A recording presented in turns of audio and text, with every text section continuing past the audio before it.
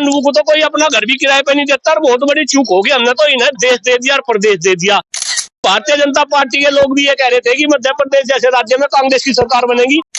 इस हार का जिम्मेदार हम है, आम पब्लिक है हार की जिम्मेदार। यही जो है कांग्रेस मुख्यालय से मैं आश्वासन दे रहा कि आने वाले समय में पश्चिम उत्तर प्रदेश, मुजफ्फरनगर और शामली जैसा जिला इसी भारतीय जनता पार्टी को जमीन में गाड़ के जो है आपको दिखाएगा। 1500 दे रहे हैं। हाँ, तो मैं तो कह रहा है हमारे अंदर भी गलती है, मुझे भी स्वीकार है, लेकिन अगर भारतीय जनता पार्टी की गलती तो उसमें चूक हमें क्यों लग जावे बात? क्यों नहीं सुन रहे आप? क्यों नहीं सुनते आप?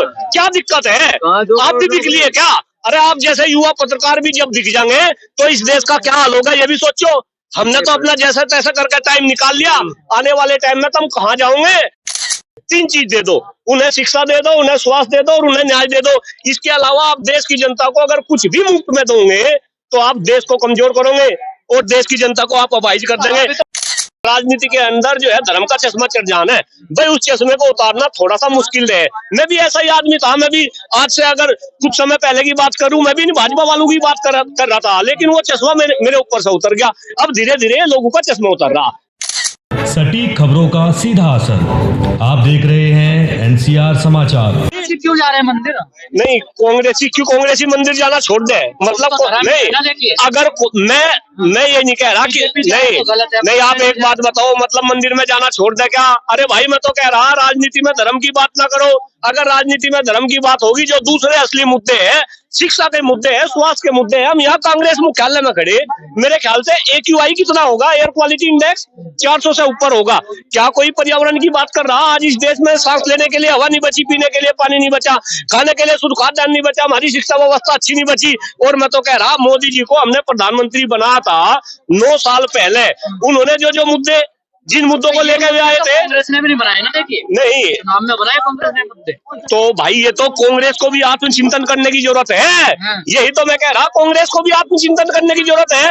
भाई इस देश में आज कोई नहीं ये मान सका था, खुद भारतीय जनता पार्टी के लोग भी ये कह रहे थे कि भाई मध्य प्रदेश में जीत निश्चित है, जो है मध्य प्रदेश में कांग्रेस आओगी। ये भारतीय जनता पार्टी के लोग कह रहे थे। गौर से देश की दुनिया और दुनिया के लोग इस बात को सुने कि भारतीय जनता पार्टी के लोग भी ये कह रहे थे कि मध्य प्रदेश जैसे राज्य में कांग्रेस की सरकार बनेगी। क्यों भाई, क्यों नहीं बनी सरकार?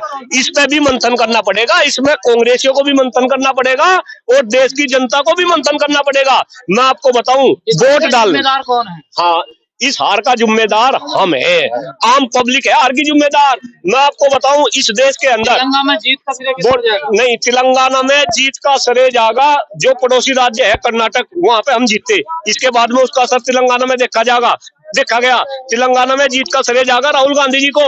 राहुल गांधी जी जो हार का श्रेय तुम्हें जाएगा और जीत का राहुल गांधी जी नहीं। क्यों भाई, अगर राहुल गांधी जी ने मेहनत करी, नहीं वाहवानी जो हकीकत है। एक बात बताओ, इस देश में वोट डालने वाले कौन है भाई? गंभीरता से क्वेश्चन ना करो। इस देश में वोट डालने वाले हैं इस देश के किसान, इस देश में वोट डालने वाले हैं इस देश के युवा, इस देश में वोट डालने वाले हैं इस देश के कर्मचारी। आज इस देश में किसान परेशान। मैं बताऊं, मुजफ्फरनगर से आता हूं, जाटलैंड से आता हूं।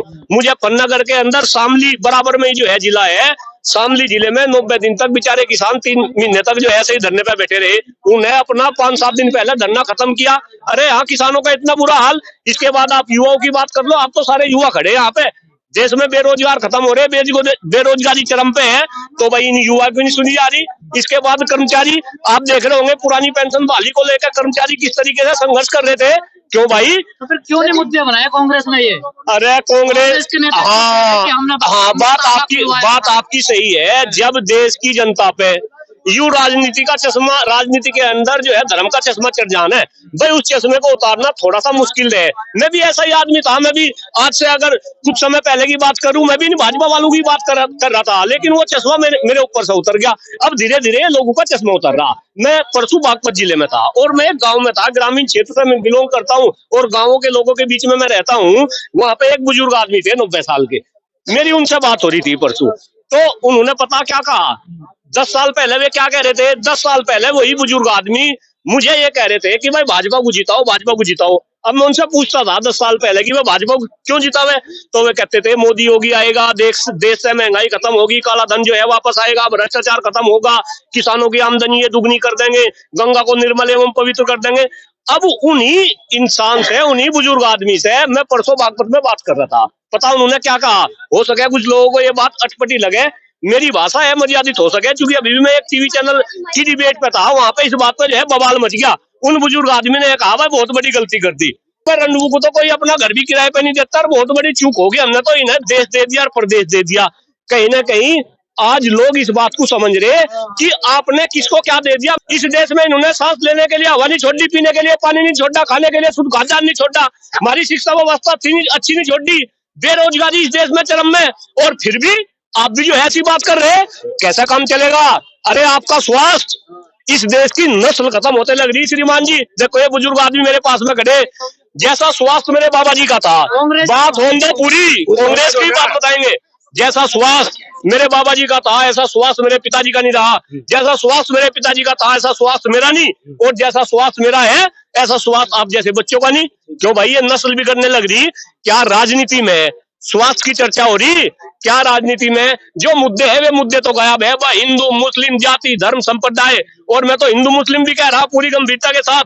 डॉक्टर कुलदीप मलिक एक ऐसा इंसान है जिसने इस देश में जनसंख्या नियंत्रण कानून के लिए अपना बड़े बात पड़ा है मामा को। हाँ, यह भी बात आपने मैडम बिल्कुल सही कह दी। बिल्कुल आपने जो है दुखती रग पे मेरी जो है हाथ धर दिया। इस देश में मैं आज कांग्रेस मुख्यालय में खड़ा, लेकिन मैं अटल बिहारी वाजपेयी जी को याद कर रहा। अटल बिहारी वाजपेयी जी ने कभी ये कहा था कि अगर आपको देश की जनता को कुछ मुफ्त में देना तो तीन चीज दे दो, उन्हें शिक्षा दे दो, उन्हें स्वास्थ्य दे दो और उन्हें न्याय दे दो। इसके अलावा आप देश की जनता को अगर कुछ भी मुफ्त में दोगे तो आप देश को कमजोर करोगे और देश की जनता को आप अपाहिज कर देंगे। तो 1500 दे रहे। हाँ, तो मैं तो कह रहा है हमारे अंदर भी गलती है, मुझे भी स्वीकार है, लेकिन अगर भारतीय जनता पार्टी की गलती तो उसमें चूकी तो हमें क्यों लग जावे? बात क्यों नहीं सुन रहे आप? क्यों नहीं सुनते आप? क्या दिक्कत है? आप भी दिख लिए क्या?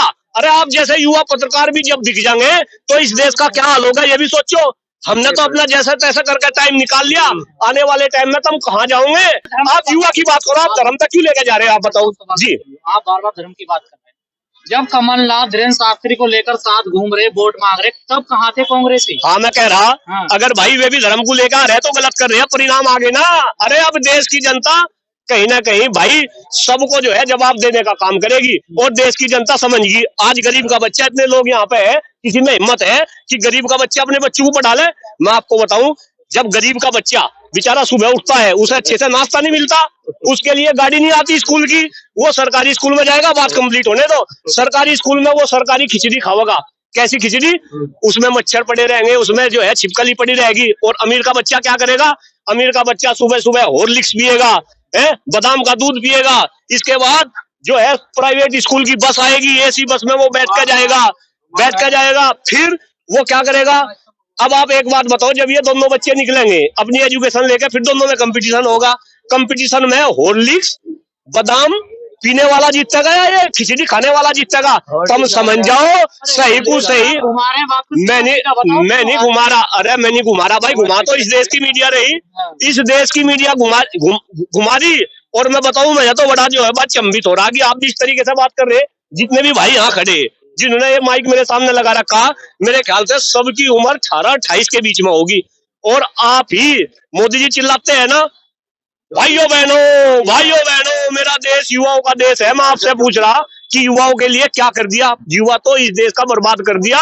और जो अच्छे हाँ बता पूछो भाई, आप भी सही बात करें। मध्य प्रदेश राजस्थान 2002 भाई एक का जवाब दूंगा मैडम।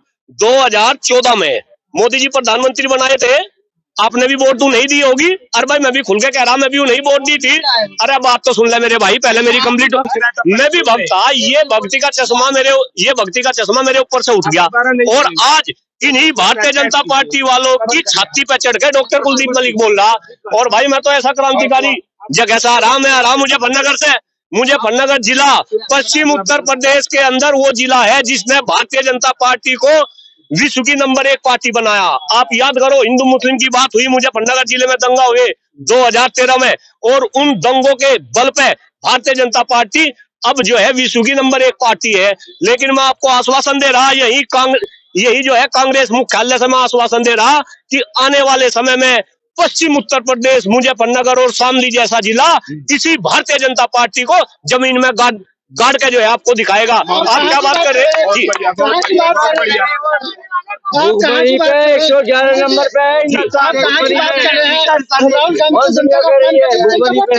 नहीं भाई, एक बात बताओ, राहुल गांधी कैसे अपमान कर रहे हैं? अपमान तो देश के प्रधानमंत्री और भारतीय जनता पार्टी के लोग कर रहे हैं। अरे तुम्हें तो बात समझ नहीं आ रही। मैं कह रहा, भारतीय जनता पार्टी ने जितने वादे करे, 2 वादों को छोड़ दो। भारतीय जनता पार्टी में देश में धारा 300, कश्मीर में धारा 370-35 से हटाई, आप उसे भूल जाओ। आप राम मंदिर बन गया, उसे भूल जाओ। इसके अलावा आप महंगाई की बात करो। स्मृति ईरानी को जाने स्मृति ईरानी को कैसे सिलेंडर ढा के सिर पे घूमे थी। उसी स्मृति ईरानी को आप कहां से कहां ले गए?